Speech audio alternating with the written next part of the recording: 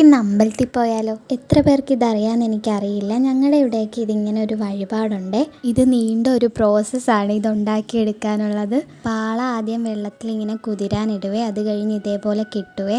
ഇതൊക്കെ ചെയ്ത് കഴിഞ്ഞിട്ട് ഇതിലോട്ട് ശർക്കര, ചുക്ക്, അരിപ്പൊടി പിന്നെ എന്തൊക്കെയോ ചേർക്കും കേട്ടോ. അതൊക്കെ നിറച്ച് ബോർമേൽ കൊണ്ട് ഉണ്ടാക്കിയെടുക്കുവാണേ.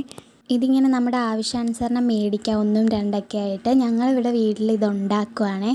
2 ദിവസം എടുക്കും ഇതൊക്കെ ചെയ്ത് വരുമ്പോൾ. അത് കഴിഞ്ഞിട്ട് ഞങ്ങൾ വൈകുന്നേരം പോകും, അമ്പലത്തിൽ പോയി ഇത് നീതിച്ച് കഴിഞ്ഞിട്ട് വീട്ടിൽ വന്ന് ഇത് മുറിക്കുമ്പോൾ ഉള്ളൊരു സന്തോഷമുണ്ട്. വർഷങ്ങളായിട്ട് ഞങ്ങൾ ഈ വഴിപാട് നടത്തുന്നുണ്ട് ഈ ഒരു സമയമാകുമ്പോൾ. അതുകൊണ്ട് തന്നെ ഞങ്ങൾക്കിത് കിട്ടുമ്പോൾ ഭയങ്കര സന്തോഷമാണ്.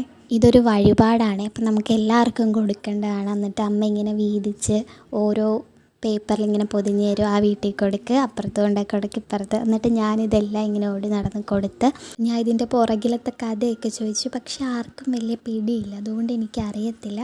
അപ്പോൾ ഓക്കെ, ബൈഡാ.